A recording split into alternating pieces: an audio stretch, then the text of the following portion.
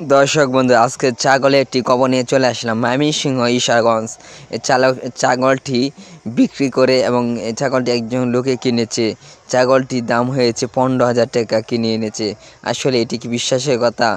অনেকে কিন্তু অনেক কথা বলছে, এটা আমরা জানতে পারলাম। ছাগলটির দাম আসলে 15,000 টাকা হওয়ার সম্ভাবনা একদম কম, 5,000 টাকা হওয়ার সম্ভাবনা। কিন্তু আসলে ছাগলটি কিনে কেন ঠকলো সেটি আমরা জানবো। চলুন বিস্তারিত সংবাদ নিয়ে যাই প্রতিবেদনে।